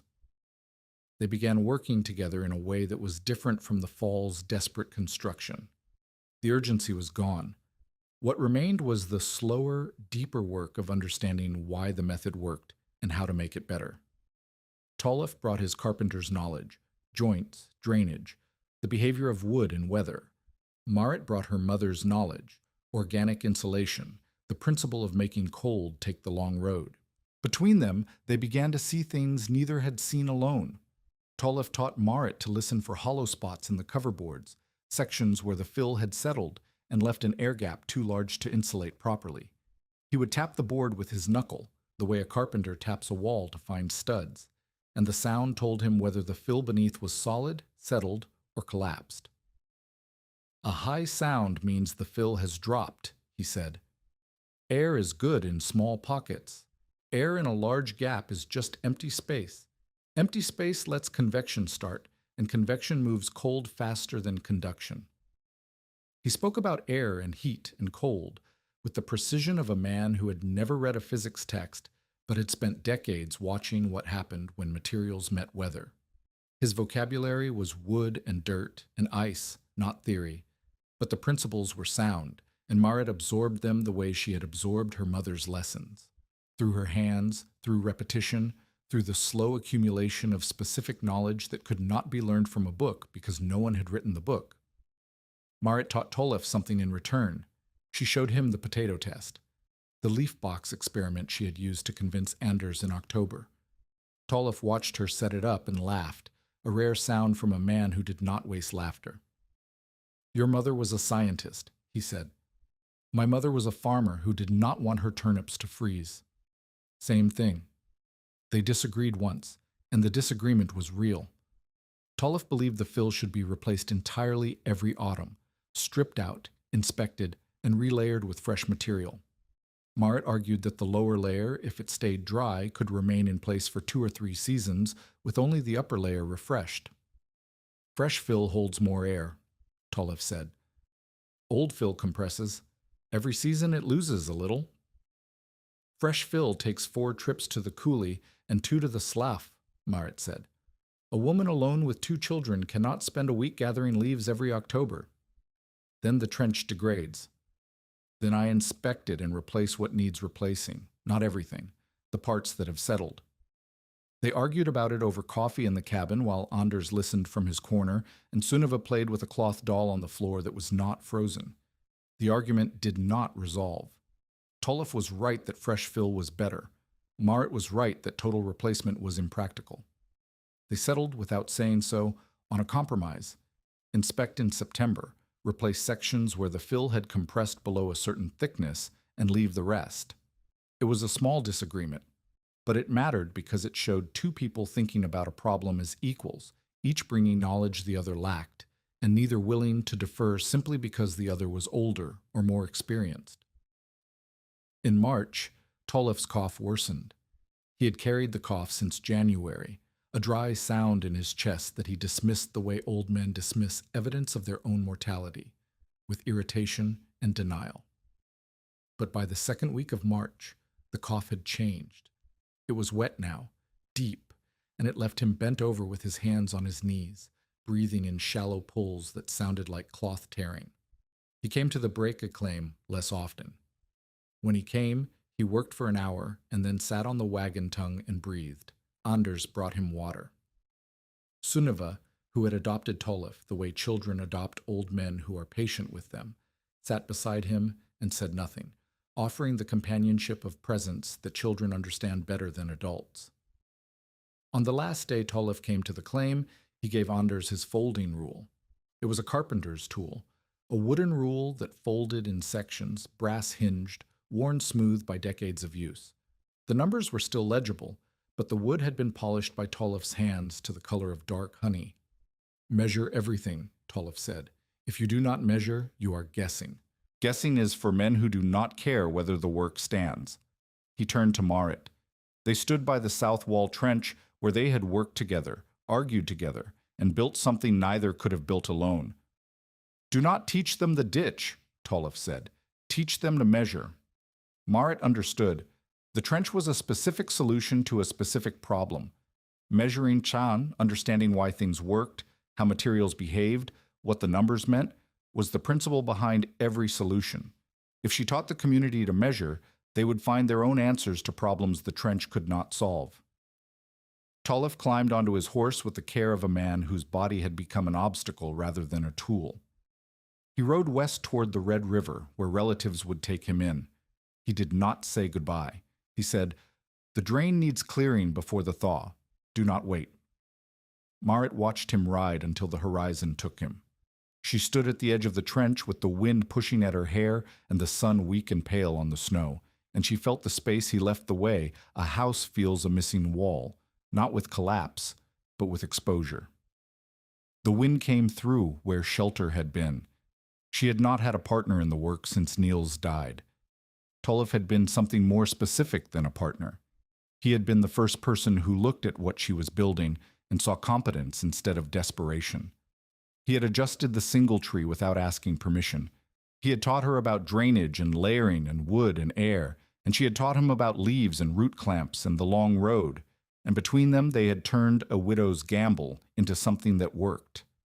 The folding rule hung by the stove on a nail where Niels's coat had once hung. Anders touched it every morning before he went outside. He did not know yet that the rule would determine the shape of his life. The secondary crisis came in March of 1889, 13 months after the blizzard. A late-season thaw rolled across the territory, 3 days of warm rain that turned the snowpack into rivers of meltwater. Then the temperature dropped overnight, hard and fast, the kind of refreeze that turns mud to stone and standing water to iron. Several families who had copied Marit's trench the previous autumn discovered the method's unforgiving flaw. Emil Rausch had packed his straw fill too tightly and had not dug a proper drainage cut. When the thaw came, meltwater soaked through his coverboards and saturated the straw. When the refreeze hit, the wet straw froze into a solid ring of ice around his cabin. The ice conducted cold directly to the foundation, worse than bare earth, because ice is a better thermal conductor than dry soil. Emil's floor temperature dropped below what it had been before he dug the trench. His children slept in their boots for 3 nights. A second family, the Arnesuns, a young couple with an infant Lasas, had built their trench without the ash buffer and without the air gap between the fill and the sill. Moisture had wickered from the fill into the sill log over the winter, and when the thaw came, the wet wood froze and expanded. The sill cracked along a 4-foot section on the east wall, opening a gap that let wind pour directly into the cabin at floor height. Abel Pruitt heard about both failures before the ice had finished forming. He walked into his store the next morning and said, loudly enough for 6 men to hear, "The garbage ditch is rotting cabins now. The Brecka woman's advice is costing people their sills." The accusation spread.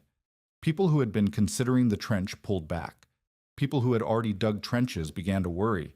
Beret Moen, who had built her trench correctly, with drainage and ash and the air gap, still came to Marit's door with worry on her face. "Emil's cabin is worse than before," Beret said. "People are saying the method is dangerous." "Emil packed his fill too tight and did not dig a drain," Marit said. "That does not matter to people who are afraid. They see the failure. They do not see the reason." Beret was right. The settlement did not understand the difference between a correctly built trench and a badly built one. They saw 2 trenches that had failed and 1 accusation from Abel Pruitt, and they drew the simplest conclusion: the method was the problem. Marit had to fix it publicly. She had to go to Emil's cabin, show what had gone wrong, and repair it where people could see.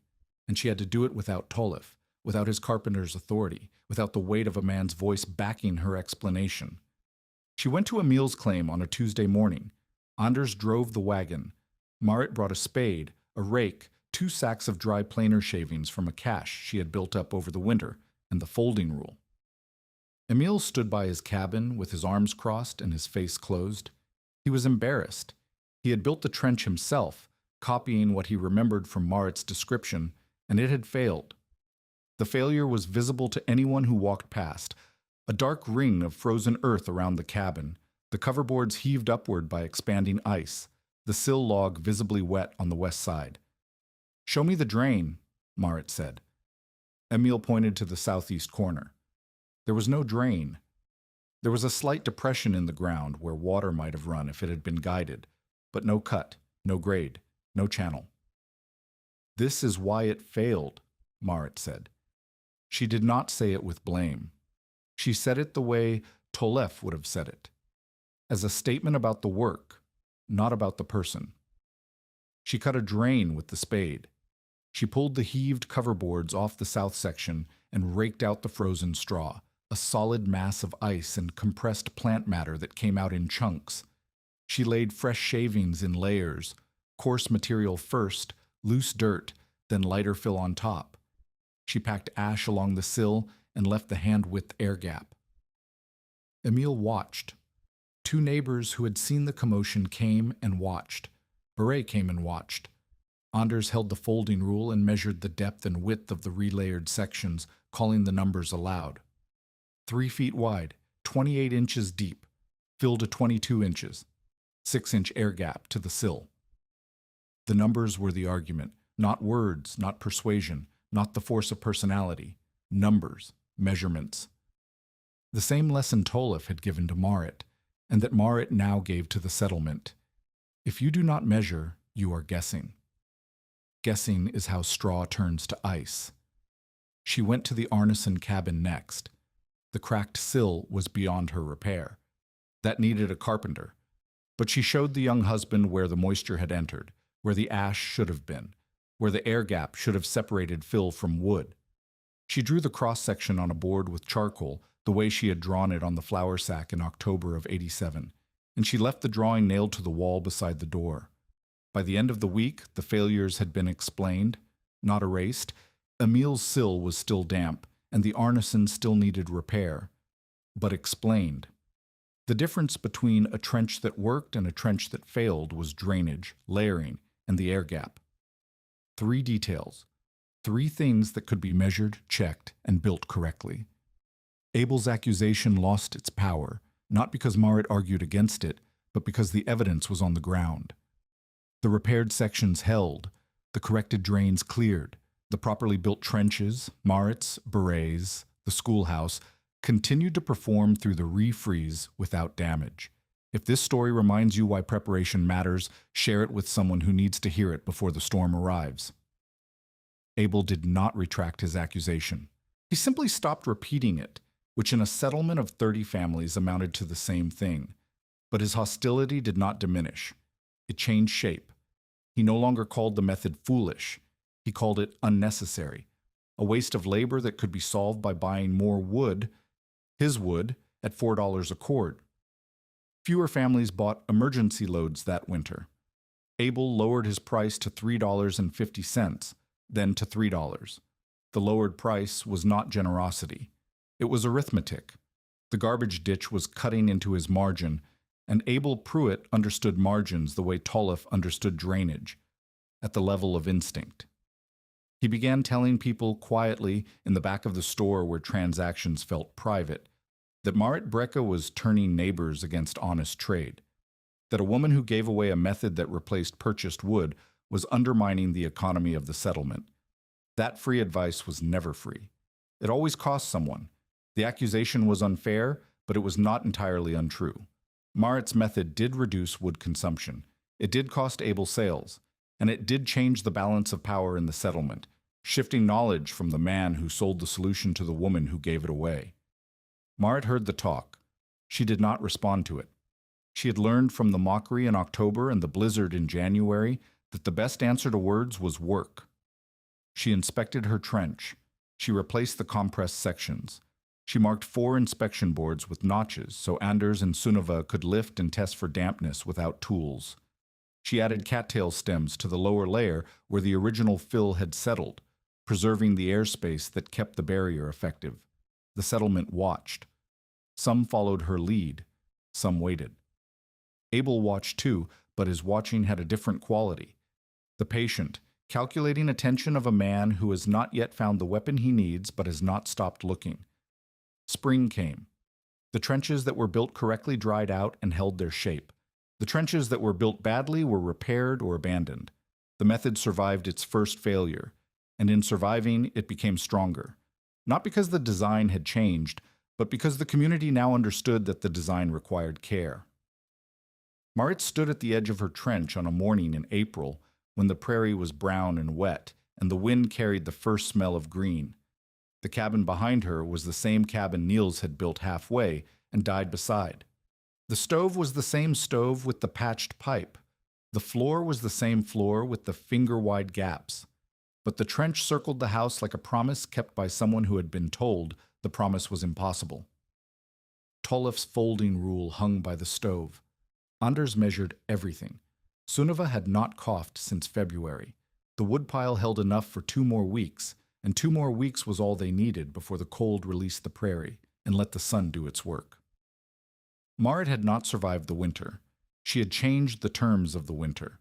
She had taken a cabin that Halvor Stensland said would kill her children and turned it into the cabin that saved Beret's boys, warmed Emery Bell's hands, and taught a settlement of 30 families that the cold could be made to take the long road.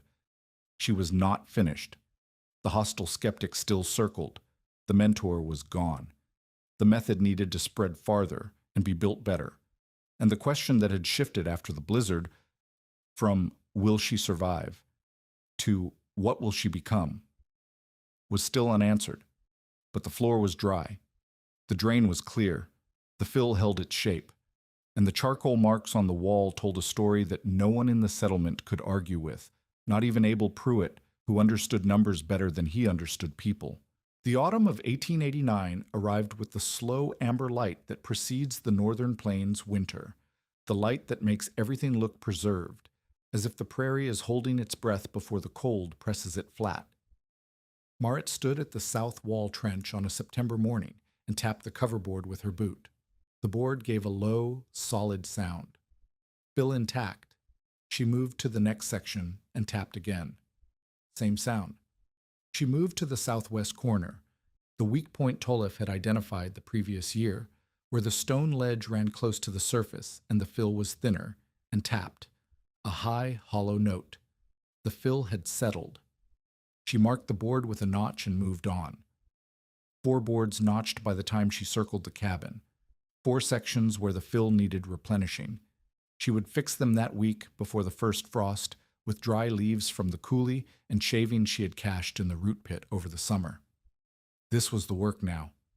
Not the desperate digging of October 1887, racing the freeze with cracked hands and a borrowed scraper. This was maintenance. The slow, precise, unremarkable labor of keeping a system alive. It did not make a good story. No one would stop on the road to watch a woman tap boards with her boot and make marks with a knife. But it was the reason the trench had survived 2 winters and would survive a third. Anders, 12 now, handled the inspection on the east wall. He used the folding rule to measure the fill depth at each notched board, calling numbers to Marit the way Tollef had taught him, clear, specific, without opinion. 24 inches north corner, 21 mid-wall, 19 south end. The south end needs 4 inches, Marit said. Use the cattail stems first, then shavings. Sunniva, 7, carried the ash bucket.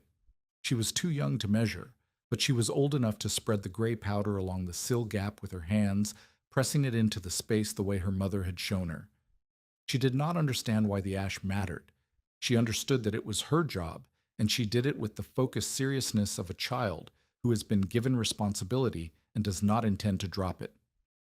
The community's autumn preparation had changed in the 2 years since the blizzard. Families that had once spent October buying cordwood and sealing windows now spent September gathering dry fill. Children learned to check drainage cuts before the first hard frost. Women traded information about which coulee bottoms had the best leaf litter and which sloughs still held dry cattail stems. The preparation was communal, practical, and unremarkable, which was exactly how Marit wanted it. A method that required heroism would not survive. A method that required a boot and a notched board would last. By the autumn of 1889, Marit had taught the method to 11 families directly. Beret Moen had taught 3 more. Miss Ada Larkin had insulated the schoolhouse north wall and written the measurements on a board that hung in the cloakroom beside the multiplication table. Emil Rausch, who had failed the first time, had rebuilt his trench with proper drainage and fill layering, and had recorded the lowest floor temperature of his cabin's history, 29 degrees at floor height, during a week when the outside air sat at 18 below. 29 degrees was not warm. It was warm enough. The method was not patented, not published, not given a name beyond the one the community had bestowed in mockery and now used in earnest. The garbage ditch. People said it with a half smile that acknowledged the joke and respected what lay beneath it. Abel Pruitt had lowered his cordwood price to $2.75 by October of 1889. The reduction had not been voluntary. It had been forced by arithmetic, the arithmetic of families that burned less wood because their floors held more heat. Abel's profit had been built on the gap between what people needed and what they could afford. The trench was closing that gap from the supply side, and Abel could feel his margin thinning the way a man feels ice thinning beneath his boots. Not all at once, but with a growing awareness that the next step might be the one that breaks through. He responded the way men of commerce respond when the market shifts against them. He looked for leverage. In November, he called in Moat's account. $2.40 accumulated since the week after Niels died and never paid in full. Moat had reduced it by 60 cents through barter. Eggs, mended harness, a day's labor weeding the store yard. But the balance remained, and Abel had the legal right to demand it. He sent Emery Bell to deliver the demand. Emery, whose frostbitten fingers had healed into stiff, scarred things that could grip a hammer but not button a shirt, stood at Moat's door with a folded paper and the particular discomfort of a boy sent to do a man's cruelty. "Mr. Pruitt says the account is due," Emery said. He held out the paper without looking at it. Moat took the paper, read the number, and set it on the table. She looked at Emery's hands. The right hand was worse. The index and middle fingers permanently bent, the nails thickened and discolored from the frostbite damage. Those hands had been warmed on her floor, in her water, while Abel's store froze around his stove. "Tell Mr. Pruitt I will pay by December," she said. Emery nodded and left.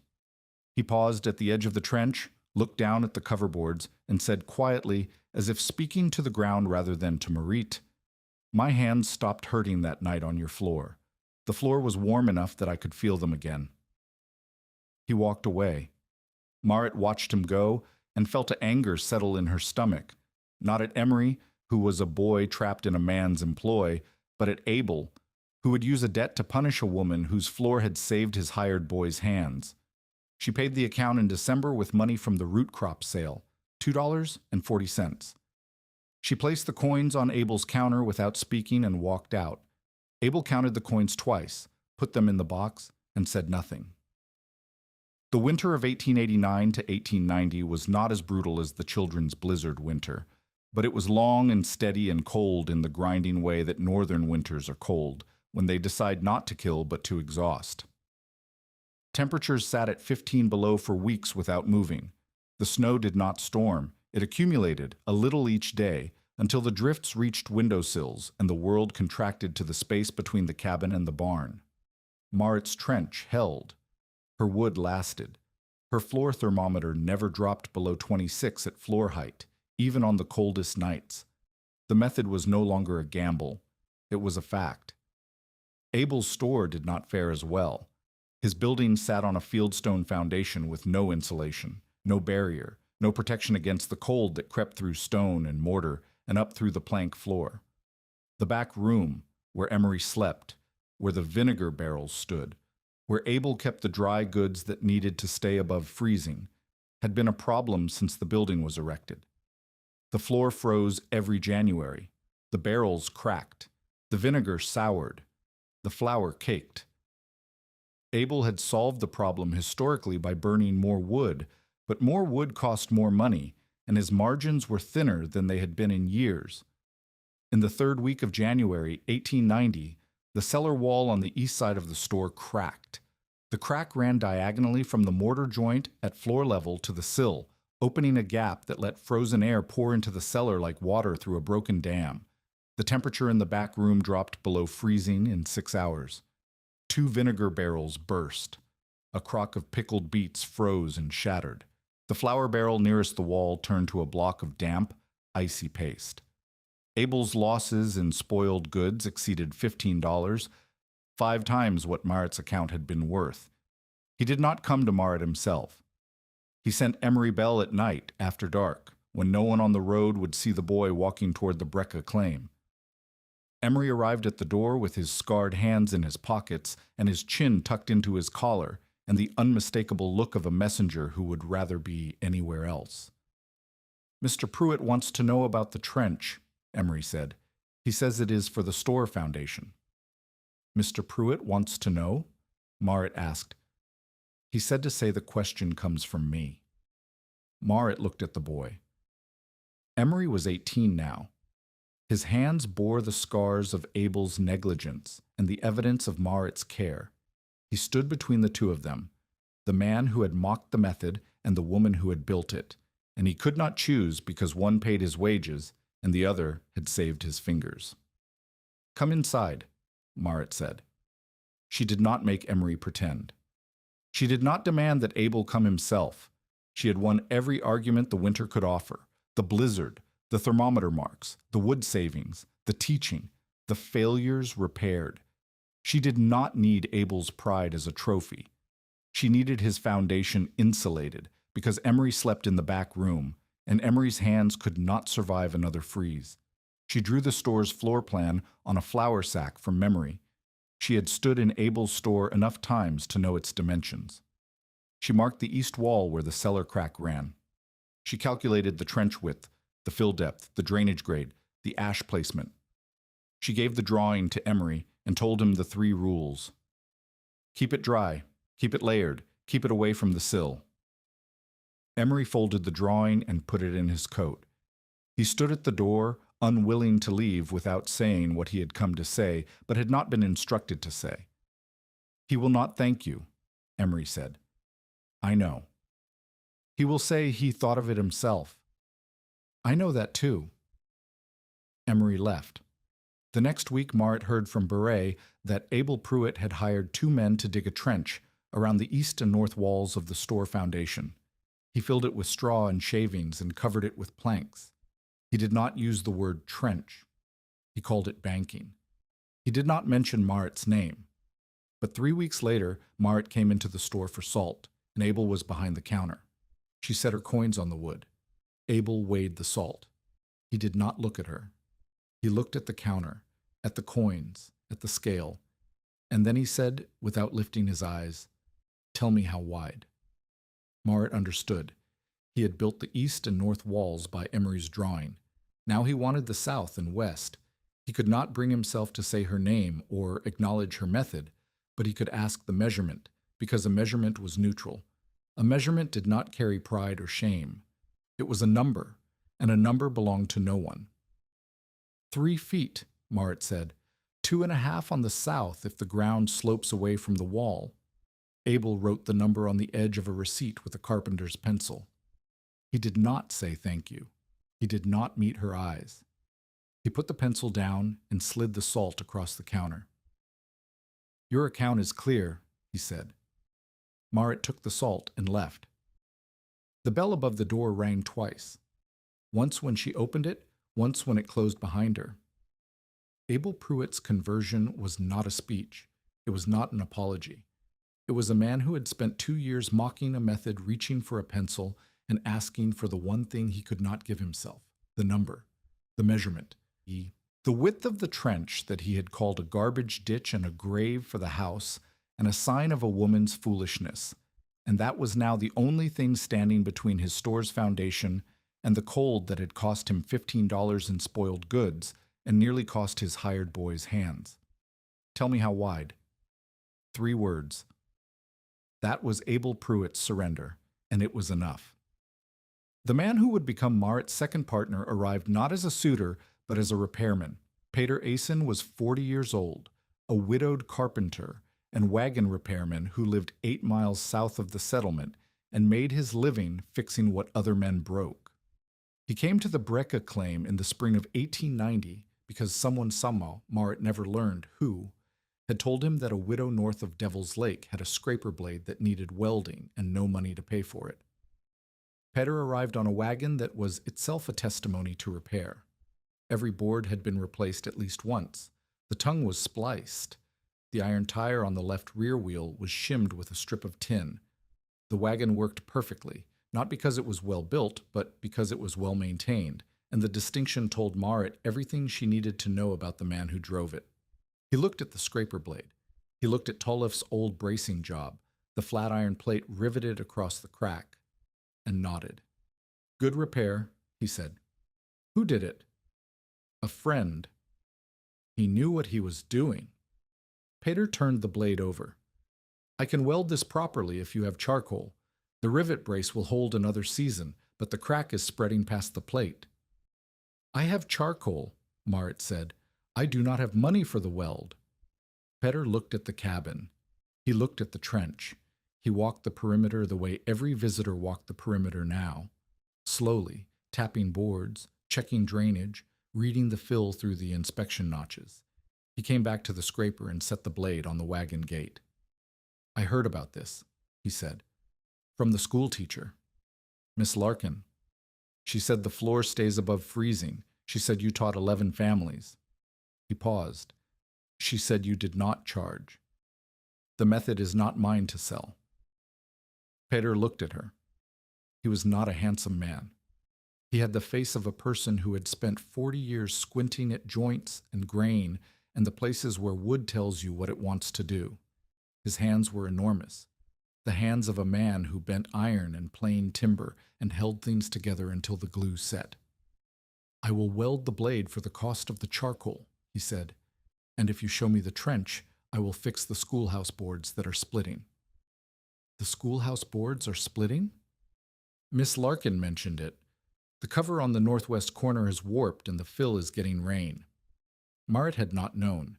She had taught Ada Larkin the method, but had not inspected the schoolhouse since the previous autumn. The failure, if it was a failure, would be hers to answer for. "Show me," she said. They drove to the schoolhouse together. Peter examined the warped boards with the focused attention of a carpenter who sees wood the way a doctor sees a patient. Not the symptom, but the cause. The boards had warped because they were green pine, cut too soon and laid too wet. The warp had opened a gap on the northwest corner where rain entered and soaked the top layer of fill. Peter cut replacement boards from seasoned lumber he carried on the wagon, offcuts from a job he had finished the previous week. He fitted them with joints that locked against the wind and sloped them with a grade so precise that Moat could not see the angle but could feel it when she ran her hand along the surface. Water would run outward. Rain would not enter. The fill beneath would stay dry. They worked together for 3 hours. Peter did not talk much. When he spoke, it was about the work, the grain of the wood, the direction of the weather, the way a board should sit. He did not ask about Niels. He did not ask about the blizzard. He did not ask whether Moat was lonely or whether she needed help or whether a widow with 2 children and a claim might benefit from a man's presence. He asked whether the ash layer should extend under the new boards or stop at the sill. It was the right question, asked at the right time, by a man who understood that competence was the only courtship worth offering. Moat said, "Under the boards. The ash keeps moisture from wicking upward into the new wood." Peter nodded and packed the ash. They finished the repair before the light failed. He drove her back to the claim and welded the scraper blade by lantern light, using Moat's charcoal and his own tools. The weld was clean, a smooth bead of metal that sealed the crack and extended past Tollef's old brace. "The blade will hold 2 more seasons," Peter said. "After that, the iron is too thin to weld again." "2 seasons is enough," Moat said. He drove away. He came back the following week to check the weld.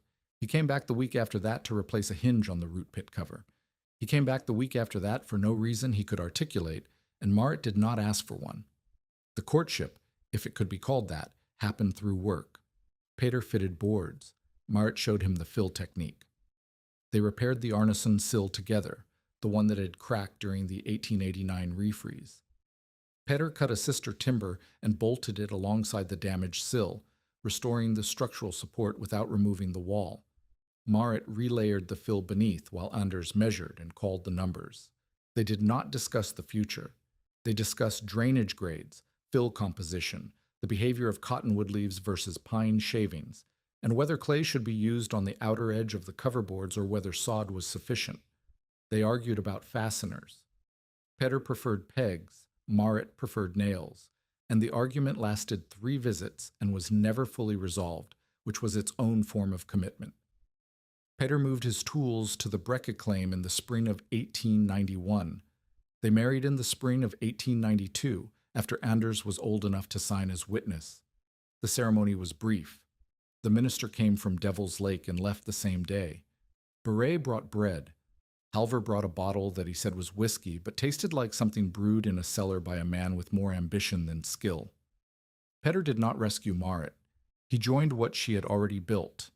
He added his carpentry to her insulation knowledge, his tool chest to her root clamp principle, his patience with wood to her patience with soil and leaves and air. Together, they expanded the cabin, adding a room on the south side with a proper foundation that Petter laid himself, mortared and graded, with a trench around the exterior that Marit filled and covered and inspected every September. The years compressed the way years do when the crisis has passed, and what remains is the long work of living. Anders grew. He apprenticed with Peter, learning joints and timber framing, and he carried the folding rule in his pocket every day. Sunniva grew. She attended Miss Larkin's school, learned to read and calculate, and developed a quiet precision with numbers that her mother recognized as Tollef's gift, transmitted through Anders's charcoal marks and the daily discipline of measurement. By the mid-1890s, 30 to 40 cabins in the settlement and the surrounding claims used some version of Marit's perimeter trench. The method was never written down in any document that survived. It spread by demonstration, by chalk marks on boards, by autumn work parties where families helped each other dig and fill and cover before the first frost. It was adapted, modified, argued about, and occasionally built wrong, and when it was built wrong, someone, usually Marit, sometimes Beret, eventually Anders, came and showed what had gone wrong and how to fix it. The garbage ditch became part of the settlement's vocabulary, and then part of its identity, and then part of its memory. People who arrived after 1890 heard about it the way they heard about the blizzard and the early frosts and the year the coulee flooded, as a piece of local knowledge that separated newcomers from people who understood the place.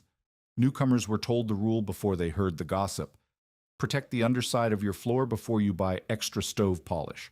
The advice was practical, unsentimental, and came attached to a number 3 feet wide, 30 inches deep, keep it dry, which was exactly the kind of advice that survived on the northern plains, where abstraction froze and measurement endured. Marit Brecke lived the rest of her life on the claim she had nearly lost in the autumn of 1887. The cabin expanded twice more, once when Sunniva needed a room of her own, once when Peter built a workshop on the west side for his repair business. The stovepipe was replaced in 1893 with a proper double-walled pipe that Peter fabricated from sheet iron. The floor gaps were finally planed and relaid in 1895, 8 years after Niels had planned to do it in the spring. The trench remained. It was rebuilt twice, once after a particularly bad thaw in 1897, once after a gopher colony undermined the southwest section in 1902. Each rebuilding was quieter than the last. By the turn of the century, the trench was not an innovation. It was maintenance. It was a boot tapping a board, and a notch cut with a knife, and a boy grown into a man measuring the fill depth with a folding rule that had been given to him by a carpenter who understood that measurement was the only lesson that lasted. Anders became a carpenter. He built cabins and barns and schoolhouses across the northern counties, and every foundation he laid included a perimeter trench in the specifications. He never called it a garbage ditch. He called it banking, the neutral word the settlement had adopted when the mockery ran out.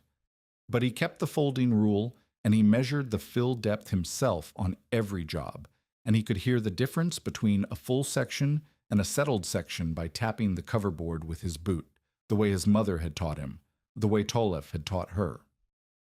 Sunniva became a teacher. She took Miss Larkin's position at the schoolhouse after Ada Larkin married a freight agent and moved to Fargo in 1901. The schoolhouse still had its trench on the north and west walls. Sunniva kept a floor pail of water near the north wall as a test during every cold snap. If the pail froze, the fill needed checking. In 13 years of teaching, the pail froze twice. Both times the drainage cut had been blocked by leaves. Both times Sunniva cleared it herself before the school day started, without mentioning it to anyone, because some knowledge does not need to be announced. It needs to be done. Moat died in 1921 in the cabin, in the bed that Peter had built from oak he had freighted in from Minnesota. Peter had died 3 years earlier, and the cabin had been quiet since, occupied by Moat alone with her stove and her root pit and her trench.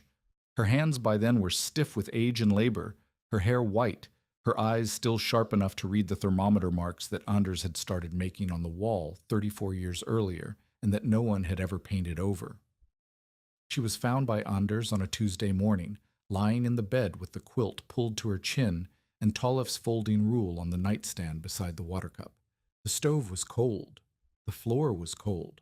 But the trench still circled the cabin like a sentence that had been started in 1887 and never needed to end. Within 5 winters of the blizzard, the settlement no longer laughed at foundation work. Newcomers heard the rule before they heard the gossip. Do not let the prairie wine own the underside of your floor. The method changed as families adapted it, wider in some places, shallower in others, packed with straw where leaves were scarce, lined with gravel where drainage was poor. But the core idea remained, carried in the 3 words Moat had taught every family that asked, keep it dry. 30 cabins, a schoolhouse, and a general store. One woman's knowledge passed hand to hand through a settlement that had once called it a garbage ditch and eventually stopped remembering that it had ever called it anything else. Moat lived out her life on the quarter section Halvor Stensland had advised her to sell in October of 1887. She did not leave. She did not sell. She tapped the cover boards with her boot every September until her knees would not bend, and then she taught Sunniva to tap them, and Sunniva taught her own students, and the sound of a boot on a board became the settlement's small private rhythm of preparation, unremarkable, unrecorded, and unbroken. On the road where the cowboys had stopped their wagon in that first October, the ruts were still visible in dry years when the grass thinned. 2 men hauling fence wire had watched a widow hitch a mule to a borrowed scraper and cut earth in a circle around a cabin that every practical man in the territory had already written off. One of them had grinned and said the words that followed Moat Brecka through 2 years of mockery, 1 blizzard, 3 skeptics, a cracked scraper blade, and 35 degrees of proof. She's digging a grave for the house.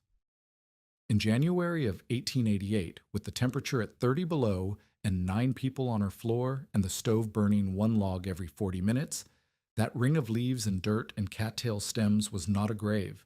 It was the line the cold could not cross fast enough. Years later, Anders knelt at the south wall and lifted the old inspection board. Beneath it, dry cottonwood leaves still held their shape, curled, brittle, layered the way his mother had packed them on an October afternoon, when the whole settlement was laughing. The leaves had not moved. The cold had gone around. The prairie kept its teeth.